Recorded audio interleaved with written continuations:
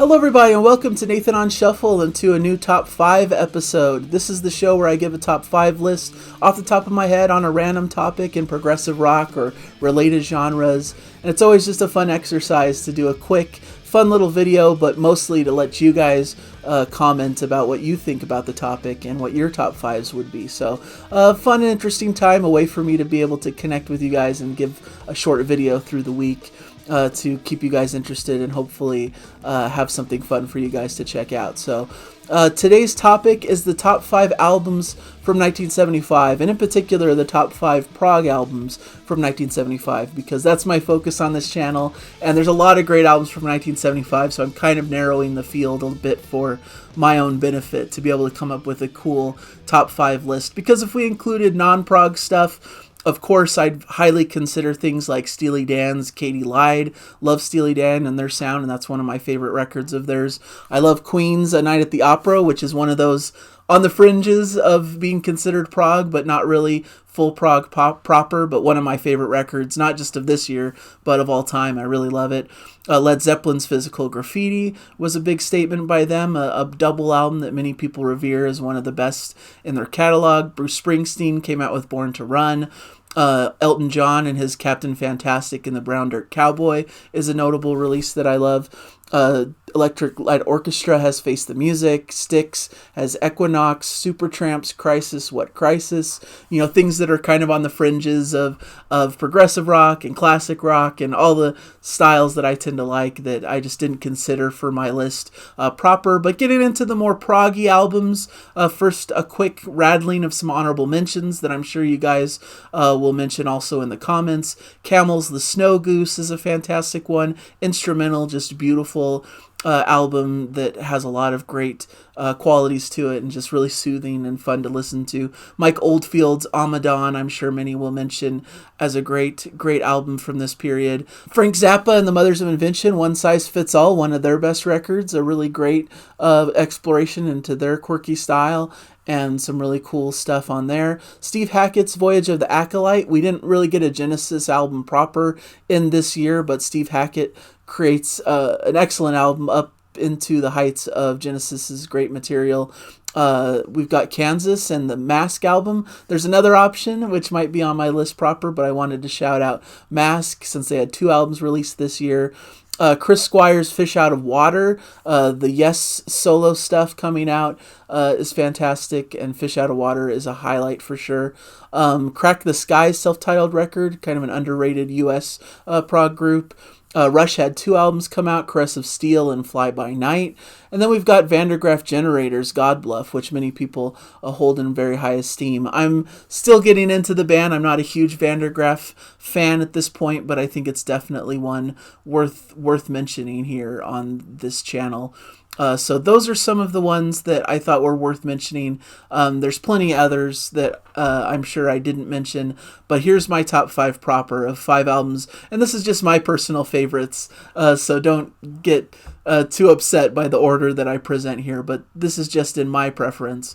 Number 5, I have Renaissance and the album Scheherazade and Other Stories.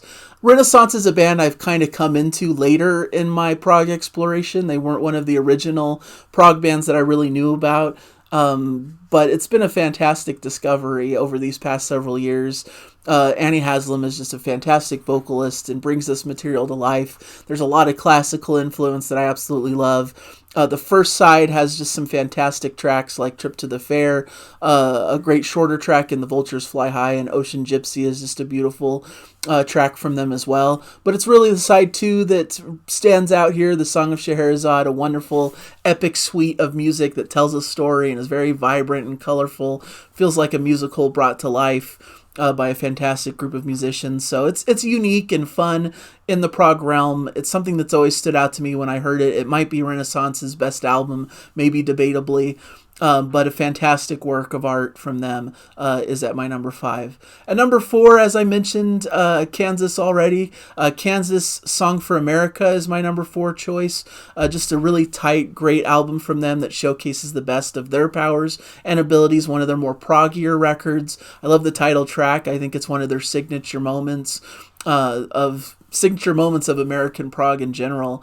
Fantastic, but it's not the only great track, obviously. There's Lamplight Symphony, which is an 8-minute, just beautiful piece of work in progressive rock, and the final track, Incomudro, Hymn to the Atman, is fantastic, 12-minute mini epic. So there's some cool kind of funky rock numbers as well, shorter tracks that are really fun to listen to and really rockin', and it showcases their ability to not just be prog, but also to just be a cool rock band with some really fun, interesting tracks. So definitely one of the best in their catalog and worthy of this list. Number 3, I have Jethro Tull's Minstrel in the Gallery, which is one of their most underrated records to me. I think it's fantastic and showcases a great combination of all the different sides to their sound, because they're not just purely prog. They have a lot of different facets. They have kind of a hard rock angle. They have a folk side to them. Just all these different disparate elements coming together to create a really beautiful record that spans a lot of different musical styles. I love the opener, the title track, just a fantastic showcase for them. There's a bit of an epic towards the end, Baker Street Muse, which is fantastic. Almost 17 minutes of just fun Jethro Tull prog exploration, but there's some fun shorter tracks in the middle, doing what they do best with a folky bent, but some cool hard rock and some great prog flourishes to make this one of the classics in the genre.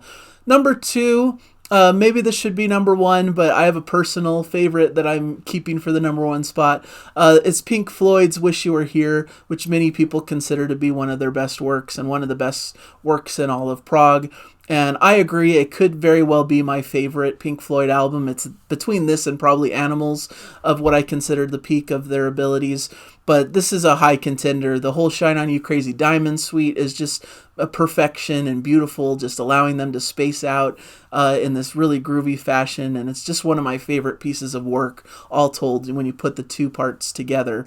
Or you could say put the 9 parts together into this fantastic suite of music. But the middle tracks are all fantastic also. Welcome to the Machine, Have a Cigar, Wish You Were Here, the title track, are all great explorations, great chances to hear them shine in their own ways. And each track is distinctive, has its own spirit and its own feel, but it really encapsulates the band and what they're able to do together as a collective. So fantastic record, one of the high spots of this year and of the 70s in general. But my number 1 is going to go to Gle Giant and their album Freehand. Just a personal favorite of mine, maybe my favorite Gle Giant record. It's up there with some of the best of what they do. I think especially the first side is just a side long of perfection of what they're able to accomplish in the world of prog. I love Just the Same, with those cool kind of finger snaps to start the record, and then it gets into some cool funky bits. On Reflection showcases those cool swirling kind of vocal a cappella sections that they're able to do so well, these kind of vocal rounds that are one of my favorite aspects of the band. Freehand itself, the title track, is just a killer track, just extremely funky and fun, and takes you on a journey, and they're just playing their butts off, and they settle into a great groove, and it's just a fantastic work. But there's some really cool explorations in the second half as well, some really interesting, more medieval sounds like on Talibant, some almost swampy southern rock kind of vibes to Mobile. Just a fantastic work all the way through that showcases some real talent, but also showcases their experimental nature, that they're able to bring different disparate genres and create something totally their own and totally unique. And to me, they're one of the most progressive bands that existed back in the 70s with their spirit and with what they were able to do with their powers. So definitely well recommended. All of these albums are standouts. Please let me know in the comments what your favorite albums from this year are. I'm sure you have other favorites that I didn't mention here, or you could just let me know how you feel about my picks and if you think I made some good choices here. So thank you guys for joining me. Hopefully you appreciated this episode and this exploration into a wonderful year of music. So thank you guys, and I'll hopefully catch you in the next one. Enjoy the music, everybody.